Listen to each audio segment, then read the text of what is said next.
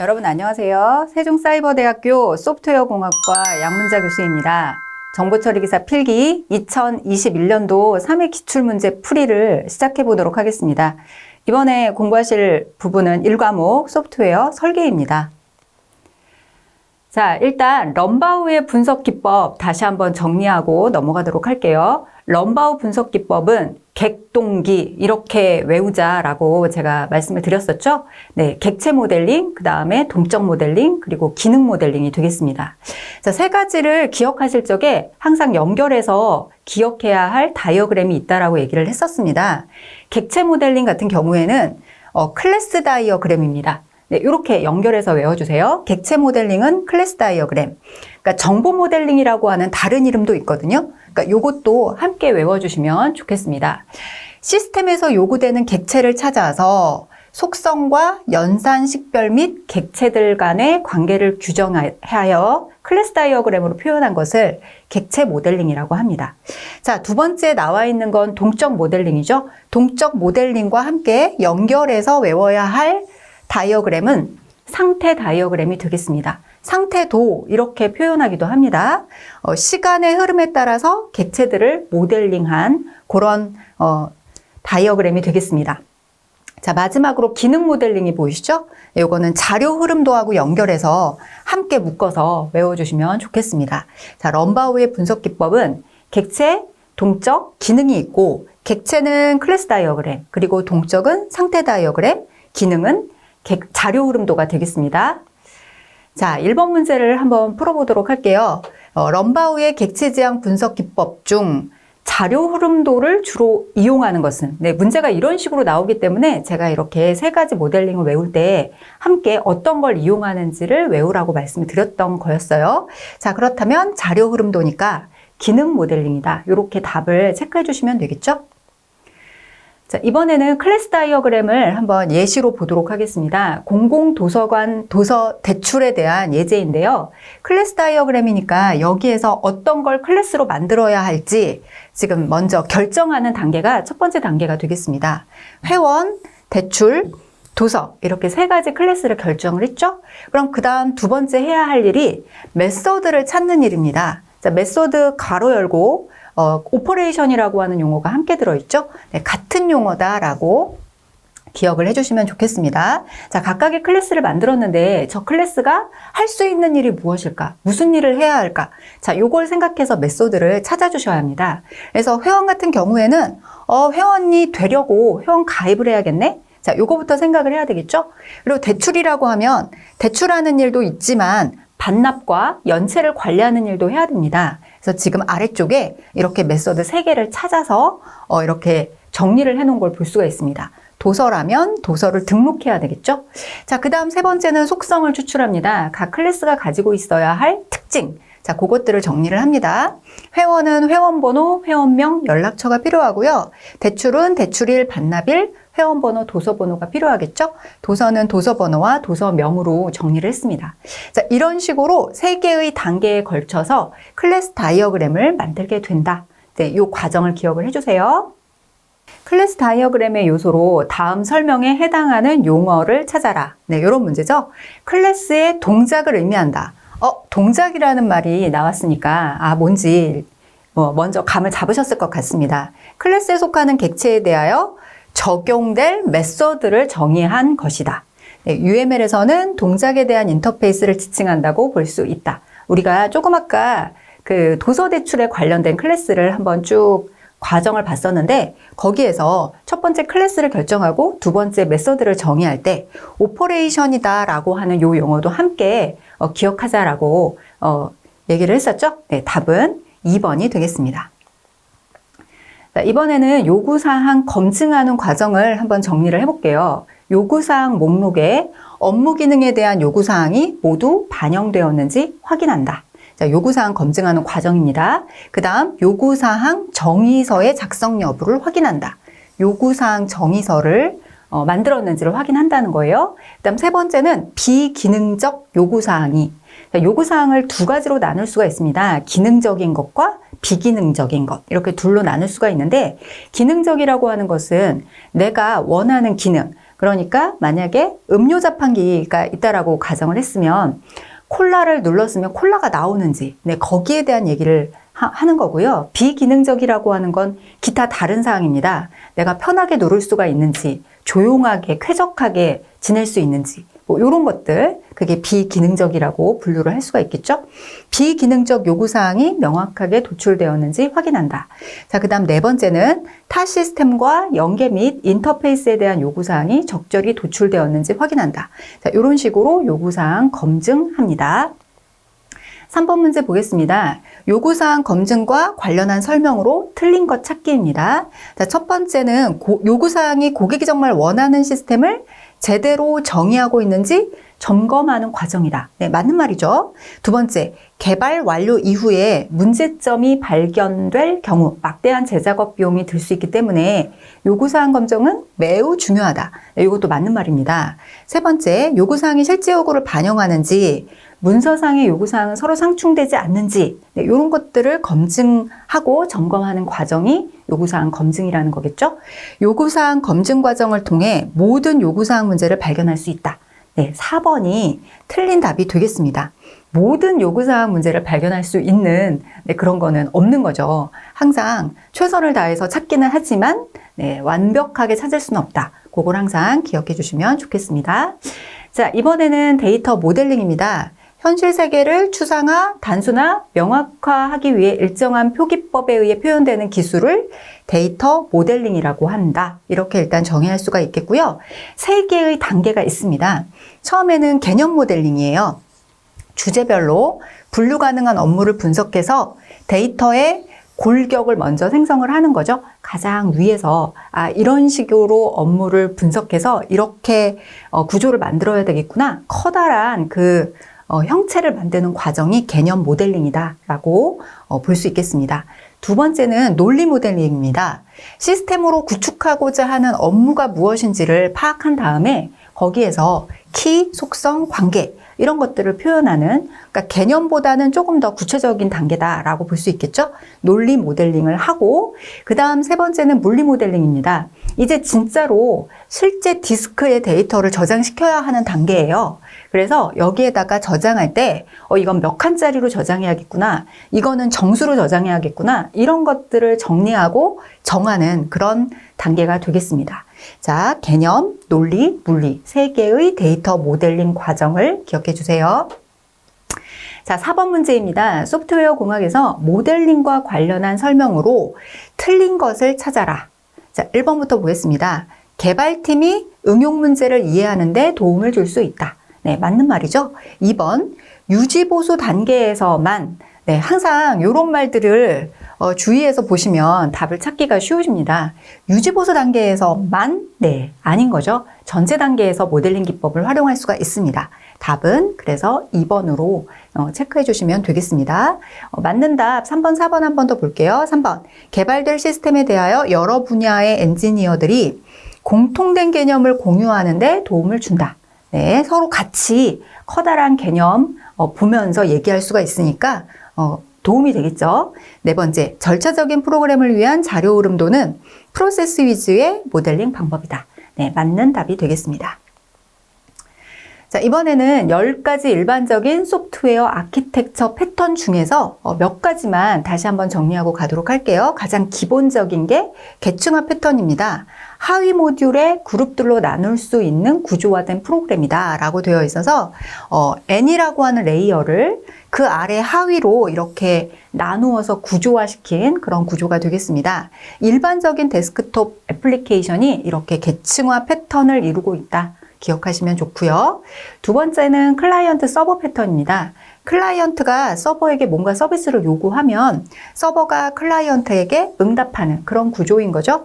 밑에 보니까 은행, 네, 은행을 기억하시면 은행에 내가 뭔가 업무 처리를 의뢰를 하면 은행이 나에게 거기에 맞는 답을 주잖아요. 네, 그런 식으로 동작하는 걸 클라이언트 서버 패턴이다 라고 기억하시면 좋겠습니다. 세 번째는 마스터 슬라이브 패턴이에요.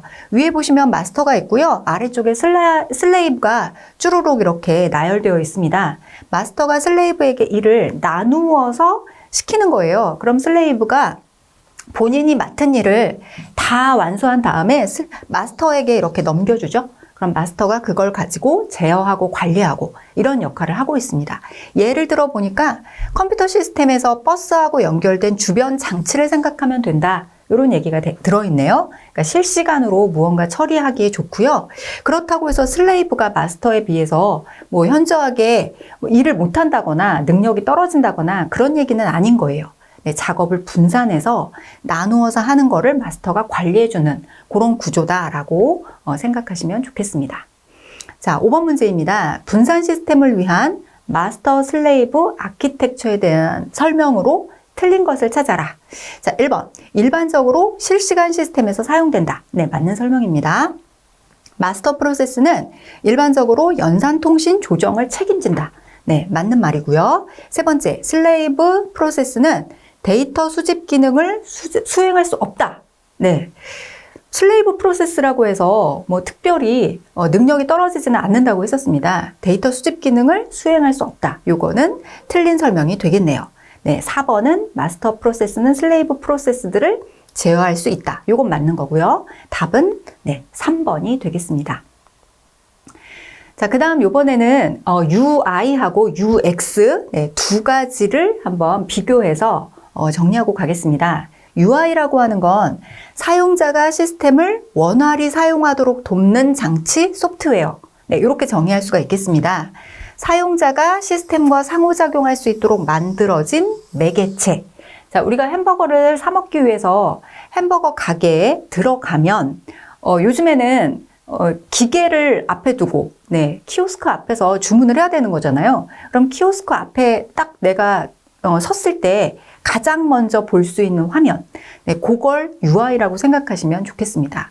자, 일례를 들어서 UI하고 UX를 비교하기 위해 고속도로다 이렇게 예를 들어 보았습니다.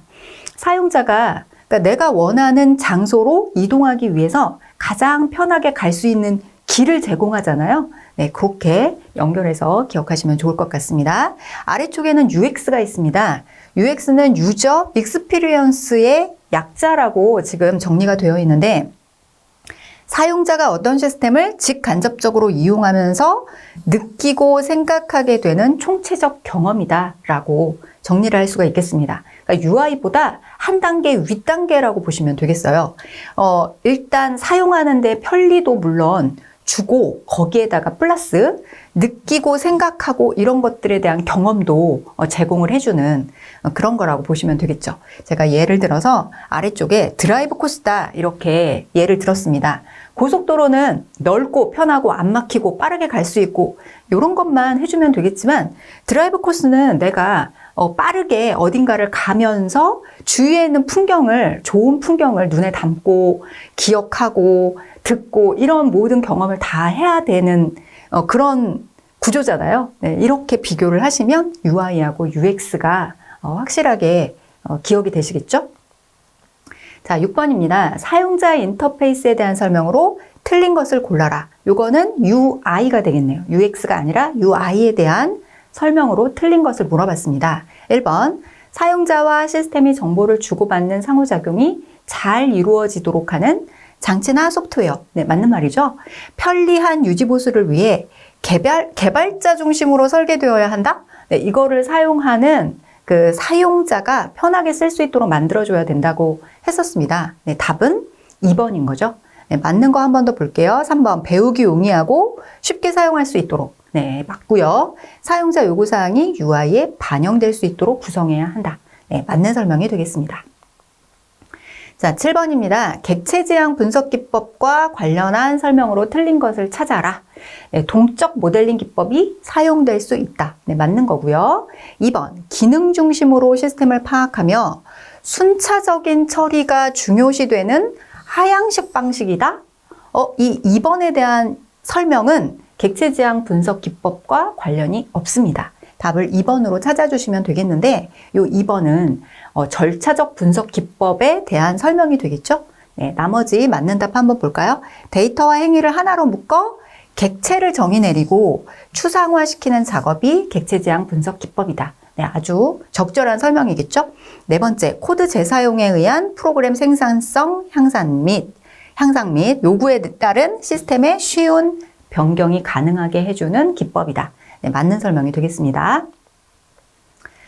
자, 다시 UI로 왔습니다. UI가 아까 사용자가 시스템을 원활히 사용하도록 돕는 장치 또는 소프트웨어다라고 UX와 함께 비교해서 살펴봤었는데 UI의 종류도 한번 정리를 하고 갈게요. UI의 종류 세 가지가 있습니다. CLI, 네, 커맨드 라인 인터페이스라고 해서 텍스트 기반 인터페이스가 UI의 첫 번째 종류가 되겠습니다. 초창기에 컴퓨터를 사용할 때는 명령어를 직접 입력해서 컴퓨터를 사용하는 그런 시스템이었잖아요. 네, 텍스트 기반 인터페이스가 그런 UI였고요. 그 다음 발전을 해서 GUI로 네, 이제 변경이 됩니다. 그래픽 반응 기반 인터페이스라고 해서 우리가 뭐 윈도우를 사용할 때 아이콘을 더블 클릭한다거나 이 아이콘 모양을 보면 무슨 일을 하겠구나 라고 하는 걸 연상해서 떠올릴 수 있도록 해서 쉽게 사용자가 그 시스템을 이용하도록 만들어주는 네, 그런 UI라고 볼 수 있겠죠?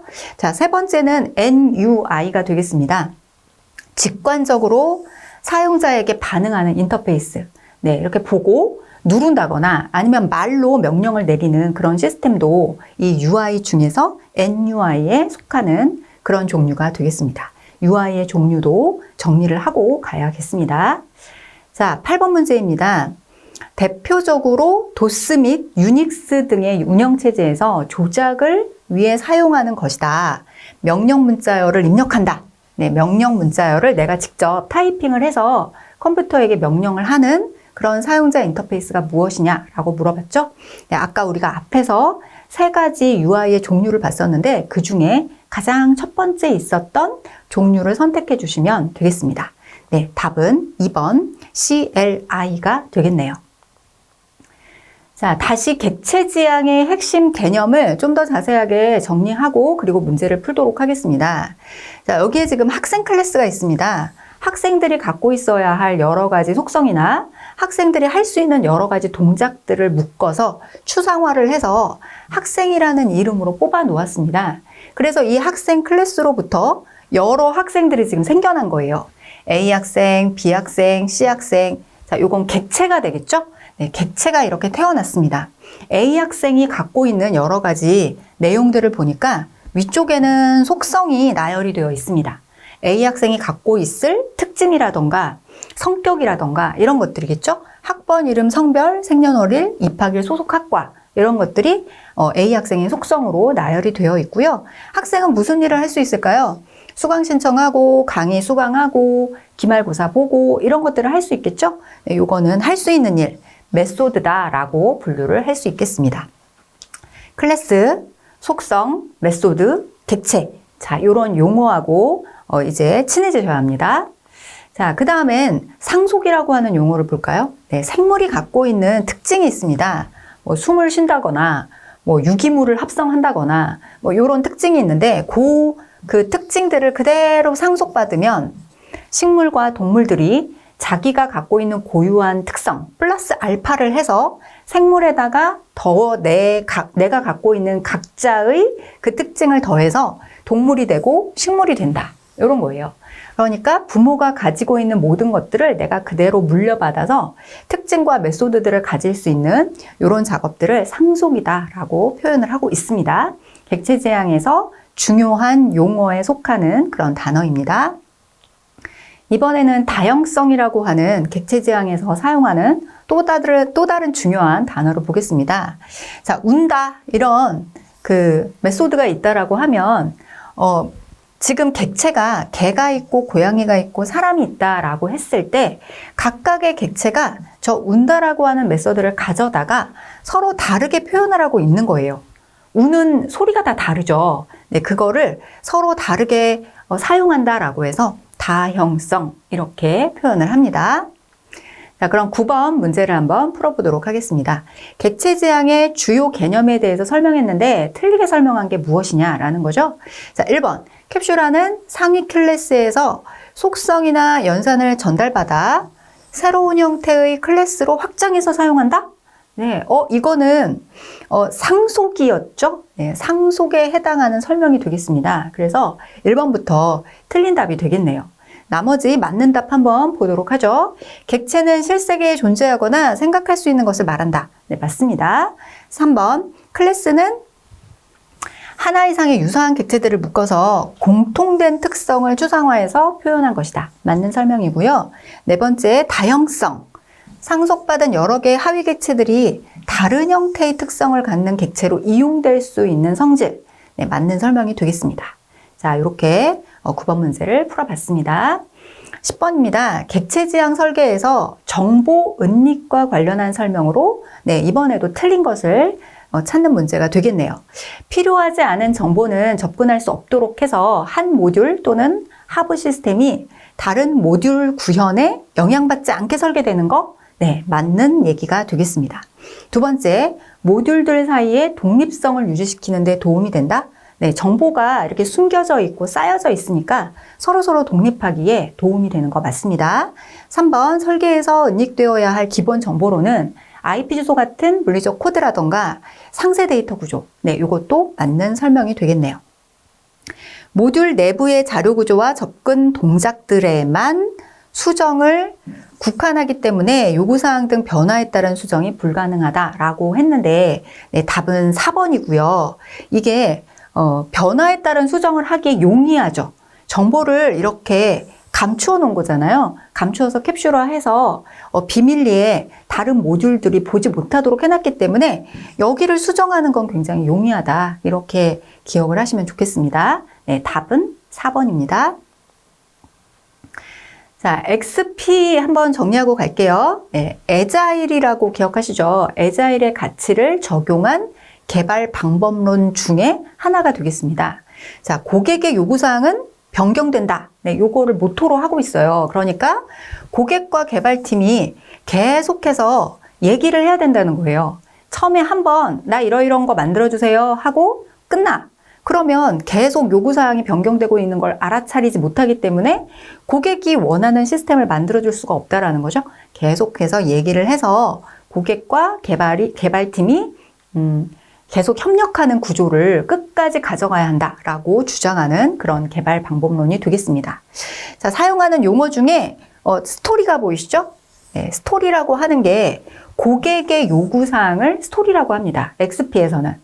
그리고 스토리를 추정한다라는 용어가 있죠? 이건 스토리를 보고 개발자가 이거 어느 정도 기간이면 되겠네. 어느 정도 강도. 하루에 뭐 6시간씩 3개월 동안 일하면 되겠네. 이런 것들을 결정하는 것을 스토리 추정이라고 합니다.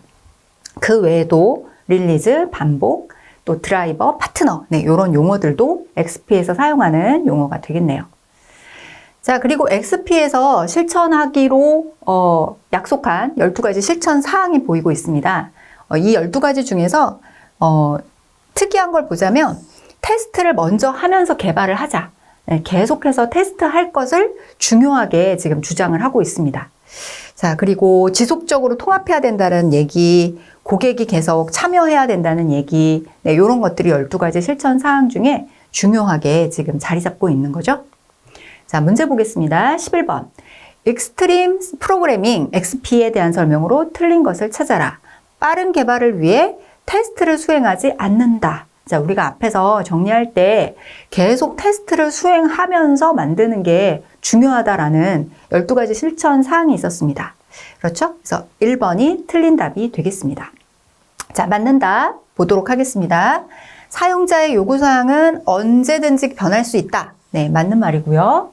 고객과 직접 대면하며 요구사항을 이야기하기 위해 사용자 스토리, 네, 스토리라고 하는 용어도 앞에서 정리를 했었습니다. 그리고 4번, 기존의 방법론에 비해 실용성을 강조했다. 네, 이것도 XP에 맞는 설명인 거죠. 자, 11번의 답은 1번입니다. 자, UML에서 활용하는 다이어그램. 중요한 건 정적과 동적으로 분류할 수 있는지가 중요하다라고 했었습니다. 물론 각각이 어떻게 생겼는지를 기억해 주시면 더 좋겠지만 일단은 정적 모델, 요거는 시스템 구조를 중요시하게 생각하는 다이어그램, 이쪽으로 분류되는 영역이에요. 그래서 클래스 다이어그램, 오브젝트 다이어그램, 컴포넌트 다이어그램, 배치 다이어그램 요 네 가지가 정적 모델에 속하고 있습니다. 이 중에서 가장 자주 등장하는 다이어그램이 정적 모델에서는 클래스 다이어그램이 되겠네요. 자, 거기에 반해서 동적 모델은 시스템의 행위를 중요시하게 생각하는 다이어그램입니다. 여기엔 순차 다이어그램, 시퀀스 다이어그램이 중요하게 자주 등장하고 있고요. 그 외에도 통신, 상태, 액티비티, 유스케이스 이런 모든 다이어그램들이 전부 정적 모델이 아니라 동적 모델에 해당하는 다이어그램이었다라는 거 일단 분류하는 건 항상 나올 때마다 비슷한 문제가 나올 때마다 한 번씩 더 보고 기억을 해주시면 좋겠습니다. 자, 그 중에서 동적 그 다이어그램 쪽에 시퀀스, 순차 다이어그램이 있었는데 요 순차 다이어그램 모델링에 대해서 조금 더 자세하게 보고 갈게요. 지금 보시면 객체 간의 동적 상호작용을 시간 개념을 중심으로 모델링해 놓은 것이다 라고 순차 다이어그램 모델링을 정의를 해 놓았습니다. 그래서 지금 이 그림을 보면 순차 다이어그램이 이렇게 점선으로 아래로 내려가는 점선이 보이시죠? 이게 지금 시간의 흐름을 나타내는 거고요. 객체하고 객체는 메시지를 가지고 서로 상호작용을 하고 있는 걸 알 수가 있습니다. 옆에는 지금 통신 다이어그램이 보이고 있는데 통신 다이어그램하고 비교를 해서 보자면 지금 통신 다이어그램 같은 경우에는 메시지의 흐름이 보이는 거죠. 메시지의 흐름이 보이는 거고 순차 다이어그램 같은 경우에는 시간의 흐름을 볼 수 있다. 이렇게 비교를 해서 기억을 해주시면 좋죠. 시퀀스 다이어그램의 그 예시입니다. 이렇게 그려서 위쪽에는 이렇게 객체를 배열했어요. 객체들을 쭉 이렇게 배열을 해놓고 그 다음 지금 이 점선의 길이가 생명선이 되는 거예요. 그래서 요 객체는 여기까지 살다가 장렬하게 전사하는 거고 이쪽의 객체는 굉장히 오랫동안 유지가 되고 있죠. 네, 이런 것들을 표현하고 있습니다. 그리고 여기에 보시면 사각형이 보이는데 이게 실행되고 있다는 걸 의미하는 거예요. 그래서 실행이 지금 짧게, 실행이 길게, 네, 막대기의 그 길이를 보고 어느 정도의 시간 동안 실행이 되는지를 또 예측이 가능한 그런 다이어그램이 시퀀스 다이어그램이 되겠습니다. 자, 12번 문제입니다. 순차 다이어그램과 관련한 설명으로 틀린 것을 찾아라. 1번, 객체들의 상호작용을 나타내기 위해 사용한다. 2번, 시간의 흐름에 따라 객체들이 주고받는 메시지의 전달 과정을 강조한다. 3번, 동적 다이어그램보다는 정적 다이어그램에 가깝다. 네, 답 찾으셨나요? 순차 다이어그램은 동적 다이어그램이었습니다. 그렇기 때문에 3번 문제가 3번이 답이 되는 거죠. 틀린 설명이 되겠네요. 자, 4번 교류 다이어그램의 한 종류다. 네, 이것도 네, 맞는 설명이 되겠습니다. 자, 미드웨어가 나왔습니다. 미드웨어는 분산 컴퓨팅 환경에서 네, 기억하셔야 할 용어는 서로 다른 기종입니다. 서로 다른 기종, 이기종. 네, 아래쪽에 보니까 이기종. 서로 다른 기종 사이에 하드웨어, 프로토콜, 통신 환경, 응용 프로그램, 프로그램 이런 것들이 원활하게 서로 소통할 수 있도록 해주는 그런 소프트웨어가 미드웨어입니다. 자, 13번 문제입니다. 분산 시스템에서 미드웨어와 관련한 설명으로 틀린 것을 찾아라. 1. 분산 시스템에서 다양한 부분을 관리하고 통신하며 데이터를 교환하게 해주는 소프트웨어로 볼 수 있다. 네, 맞는 거죠. 위치 투명성을 제공한다. 자, 위치 투명성이라는 말이 무엇인지 한번 짚어보자면 객체가 어디에 있는지 위치를 모릅니다. 나는 그 객체를 찾아야겠는데 자, 이럴 때에도 정보 객체에 접근할 수 있도록 도와주는 그런 그 내용을 위치 투명성이다. 이렇게 얘기를 하고 있습니다. 네, 요거 맞는 설명이에요. 3번, 분산 시스템의 여러 컴포넌트가 요구하는 재사용 가능한 서비스의 구현을 제공한다. 네, 이것도 맞는 설명이 되겠습니다. 4번, 애플리케이션과 사용자 사이에서만. 네, 또 의심스러운 단어가 포착이 됐죠. 네, 애플리케이션과 사용자 사이에서만 분산 서비스를 제공한다. 요거는 틀린 설명이 되겠습니다. 아까 앞에서 보면 굉장히 여러 가지가 나왔었죠. 네, 응용 프로그램도 들어가고, 통신도 들어가고, 소프트웨어도 들어가고, 여러 가지 그 객체들이 많았는데 그 모두들을 다 중간에서 이기종 시스템 간의 연결을 모두 다 도와주는 그런 소프트웨어다라고 정리를 했었습니다. 네, 답은 4번이 되겠습니다. 자, 이번에는 디자인 패턴입니다. 디자인 패턴 다시 한번 정리할까요? 반복적으로 나타나는 문제점들이 있을 때 거기에 대한 해결 방안을 제시해 놓은 것이다. 네, 소프트웨어를 사용할 때, 자, 컴퓨터를 사용할 때 반복적으로 나타나는 문제가 있다라고 한다면, 뭐 파워를 눌렀는데 컴퓨터가 안 켜져요. 뭐 컴퓨터가 갑자기 검은 화면으로 바뀌었어요. 뭐 그 다음에 컴퓨터가 자꾸 꺼져요. 뭐 여러 가지 지지직하는 뭐 동작이 일어났어요. 여러 가지 문제점들이 있었을 때, 아, 그럴 땐 이렇게 하세요 라는 해결 방안이 같이 있다면 굉장히 좋겠죠? 네, 디자인 패턴은 네, 그런 거를 만들어 놓은 겁니다. 다양한 응용 소프트웨어 시스템들을 개발할 때 존재하는 공통되는 설계 문제, 공통되는 해결책 이런 것들을 묶어서 패턴이라고 부르고 있는 거예요. 요 디자인 패턴이 있으면 뭐가 좋을까요? 팀원 사이에서 의사소통이 일단 원활하게 될 수 있습니다. 무언가 기본적이고 공통적인 어떤 방법을 갖고 있기 때문에 그걸 갖고 얘기하기가 좋겠죠? 자, UML과 같은 일종의 설계 기법이다. 설계 방법이다. 네, 이것도 다 맞는 얘기고요. 소프트웨어를 설계할 때 소프트웨어를 재사용하기가 좋고 호환성이 좋고 유지보수성을 보장하고 그래서 올바른 설계를 빠르게 만들게 도와주는 게 바로 디자인 패턴이 되겠습니다. 디자인 패턴 항상 나오는 그 유형이 세 가지로 되어 있는 거를 기억하고 있느냐. 자, 생성 패턴, 구조 패턴, 행위 패턴. 이거는 꼭 알고 계셔야 돼요. 계속 나오고 있습니다. 매 회마다 나오고 있습니다. 필기에도 나오고 실기에도 나오고 있어요. 그러니까 디자인 패턴, 세 가지 분류 패턴은 꼭 기억하십시오. 일단 생성 패턴은 객체를 생성하는 거랑 관련된 거, 그런 것들을 묶어서 크게 생성 패턴이다 이렇게 분류를 하고 있고요. 구조 패턴은 클래스나 객체를 조합해서 더 크게 만들어내는 거예요. 네, 구조 패턴은 다리를 엮고 연결하고 이렇게 해서 더 크게 만들어내는 거를 구조 패턴이다 라고 분류를 하고 있습니다. 다음 세 번째는 행위 패턴입니다. 객체나 클래스 사이의 알고리즘이나 책임 분배에 관련된 패턴. 네, 행위, 서로 동작하는 거. 네, 이런 것들은 행위 패턴이다. 세 가지 분류, 그 이름, 패턴 이름 꼭 기억해 주셔야 돼요. 그리고 또 알아야 될 내용이 이제 뭐를 하려고 만든 것이냐였죠? 앞에서 간단하게 보긴 했지만 생성 패턴 조금 더 자세하게 보자면 간단한 블록의 코드로 여러 가지 다양한 객체를 생성하게 하기 위한 패턴, 네, 그런 것들을 묶어놨다라고 보시면 되겠고요. 구조 패턴은 더 큰 구조를 형성하기 위해서 클래스하고 객체를 어떻게 합칠 것이냐, 네, 거기에 관련된 거. 행위 패턴은 반복적으로 일어나는 객체들의 상호작용을 패턴으로 묶어놓은 거. 네, 이렇게 정리할 수가 있겠죠? 자, 그리고 이것도 중요합니다. 각각 패턴에 속하는 종류들이요. 종류들의 이름들을 기억을 해주셔야 되는데 자주 나오는 이름들을 위주로 해서 기억을 해주시면 좋겠습니다. 자, 쭉 한번 보시고 문제 풀면서 다시 한번 얘기할게요.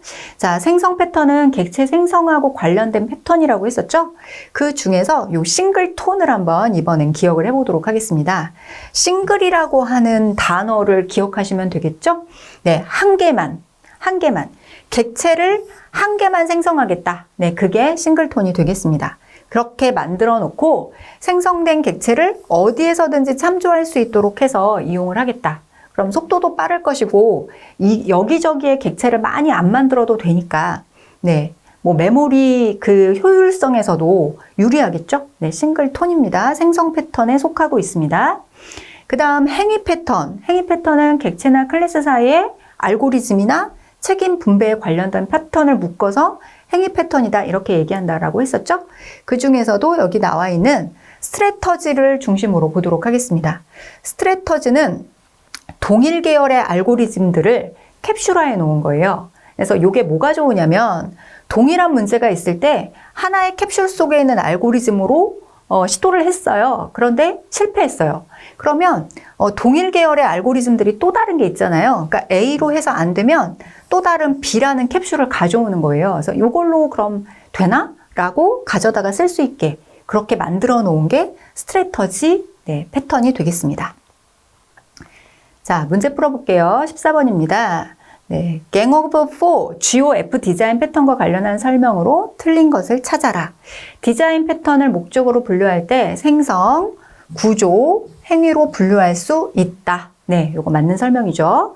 두 번째, 스트래터지 패턴은 우리가 앞에서 봤었던 행위 패턴이었습니다. 대표적인 구조 패턴으로 네, 세 개의 분류 어디에 들어가는지를 알고 있다면 답이 바로 나오는 그런 문제였습니다. 인스턴스를 복제해서 사용하는 구조다. 네, 답은 2번이 틀린 설명이었죠. 자, 맞는 거 나머지 두 개 더 볼게요. 행위 패턴은 클래스나 객체들이 상호작용하는 방법, 책임을 분산하는 방법, 이런 것들이 들어있다. 맞는 얘기고요. 네 번째, 싱글톤이 나옵니다. 싱글톤 패턴은 특정 클래스의 인스턴스가 오직 하나다. 네, 싱글이라는 용어가 하나다라는 의미라고 했습니다. 그래서 이 인스턴스에 대한 접근 방법을 제공한다. 자, 맞는 설명이 되겠네요. 이번에는 소프트웨어 설계의 원리, 네, 정리하고 갈게요. 설계의 원리를 5개로 분류를 했습니다. 분할과 정복, 추상화, 단계적 분해, 모듈화, 정보 은닉. 네, 소프트웨어 공학에서 제일 먼저 시작하는 그 부분에 설계의 원리가 이렇게 정리가 되어 있습니다. 자, 이 중에서 추상화를 좀 더 자세히 보겠습니다. 추상화라고 하는 것은 상위 레벨에서 소프트웨어의 구현을 먼저 떠올려 보는 것이다. 이렇게 정의를 내릴 수가 있겠고요. 추상화를 3개로 분류할 수 있어요. 과정 추상화, 데이터 추상화, 제어 추상화입니다. 과정이라고 하는 건 여러 단계가 있겠지만 자세한 단계를 생략하는 거예요. 그래서 전체적인 큰 줄기의 흐름만 먼저 설계를 해보는 거죠. 그게 과정 추상화입니다. 데이터 추상화는 무엇일까요? 데이터 구조를 대표할 수 있도록 표현하는 게 데이터 추상화입니다. 제어 추상화는 분기를 고려해 주는 게 제어 추상화인 거예요. 예를 한번 보도록 하겠습니다. 날짜를 입력받아서 요일을 알려주는 프로그램이 있다라고 가정을 하겠습니다. 자, 위에 보시면 1. 사용자한테 날짜를 먼저 입력을 받아야 되겠죠? 두 번째, 입력받은 연도가 윤년인지 아닌지에 대한 여부를 판단해야 합니다. 세 번째, 요일을 계산해야겠죠? 계산을 할 때는 윤년일 때와 평년일 때 요일 계산하는 방법이 좀 다릅니다. 자, 그렇게 해서 3에 들여쓰기를 해서 요일 계산하기에 2가지 종류가 있다라고 지금 표현을 한 거예요. 그다음 네 번째, 요일을 출력해서 알려주고 있습니다. 자, 이런 프로그램의 과정을 쭈루룩 정리했는데 우리가 앞에서 봤던 3가지 추상화하고 연결해 볼까요? 자, 일단 데이터 추상화입니다. 데이터 추상화. 지금 보니까 날짜를 입력을 받을 때 연, 월, 일 3개를 받아야 되는 거죠. 그렇지만 이 3개를 묶으면 날짜다. 이렇게 크게 추상화를 할 수가 있었습니다. 자, 두 번째, 과정 추상화를 볼까요? 전체 프로그램을 어떻게 흘러가는지 저렇게 4가지 그 챕터로 분류를 했습니다. 저 모습이 자세하진 않지만 개략적인 내용을 지금 정리했기 때문에 과정 추상화라고 얘기를 할 수가 있겠네요. 다음 세 번째, 제어 추상화는 아까 앞에서 우리가 분기를 고려해야 한다라고만 적혀 있었는데 지금 윤년일 때와 평년일 때 이 모듈을 3번 요일 계산하기 아래쪽에다가 지금 넣어서 분기를 고려해 놓은 거예요. 네, 이런 것들을 제어 추상화다. 이렇게 정리할 수 있겠습니다. 15번입니다. 소프트웨어 설계에서 사용되는 대표적인 추상화 방법 아닌 게 무엇이냐?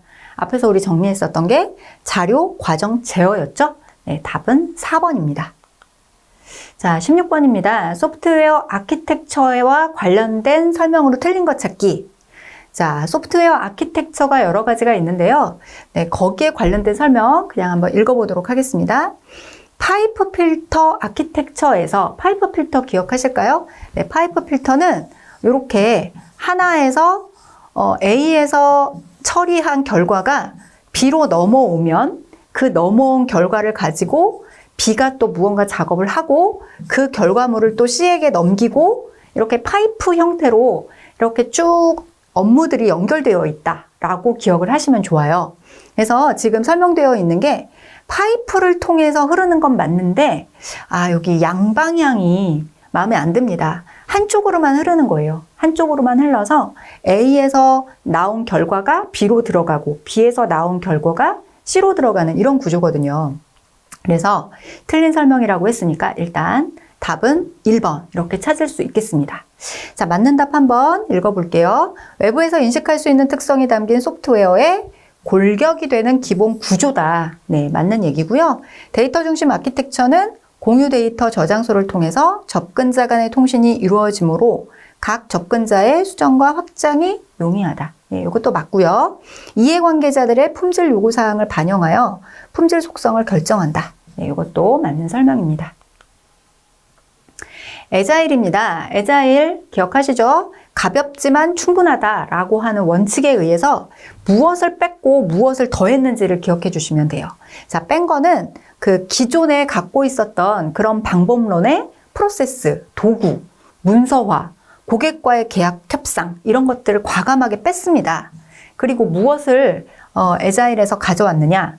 개인과 계속 상호작용하는 거, 그리고 제대로 종작하는 소프트웨어를 개발해야지 문서만 열심히 만드는 게 뭐가 중요하냐. 실리를 택했다라는 거죠. 그리고 고객과의 협력을 플러스했습니다. 이제 요걸 기억하시고 문제를 풀어주시면 되겠습니다. 17번입니다. 애자일 개발 방법론과 관련한 설명으로 틀린 거 찾기. 빠른 릴리즈를 통해 문제점을 빠르게 파악할 수 있다. 네, 맞는 거죠. 정확한 결과 도출을 위해 계획 수립과 문서화에 중점을 둔다? 네, 우리 앞에서 정리했을 때 과감하게 뺐던 것 중에 하나가 문서였습니다. 그래서 틀린 설명은 2번이 되겠네요. 3번, 고객과의 의사소통 중요하게 생각하는 거, 진화하는 요구사항을 수용하는 데 적합한 거 모두 애자일 개발 방법론에 대한 설명으로 맞습니다. 18번입니다. UML 모델에서 한 사물의 명세가 바뀌면 하나가 바뀌면 다른 사물에 영향을 주는 거. 자, 요거를 나타내는 용어. 요것도 종종 가끔 기출문제에서 등장하는 용어들이에요. 그러니까 쭉 한번 정리를 하고 답을 찾아주시면 되겠습니다. 자, 의존이라고 하는 용어가 있습니다. 요게 바로 하나의 명세가 바뀌면 다른 사물한테 영향을 끼치는 걸 뜻하는 거예요. 실체화라는 용어가 있습니다. 요건 한 객체가 다른 객체에게 오퍼레이션을 수행하도록 지정을 해주는 거. 그 다음 일반화가 있습니다. 요거는 일반화된 사물, 특수화된 사물, 이게 어떤 관계를 갖고 있는지 그거에 대한 얘기고요. 연관은 어떤 관계를 갖고 있는지 has어의 얘기가 연관이라는 용어로 설명을 할 수가 있겠네요.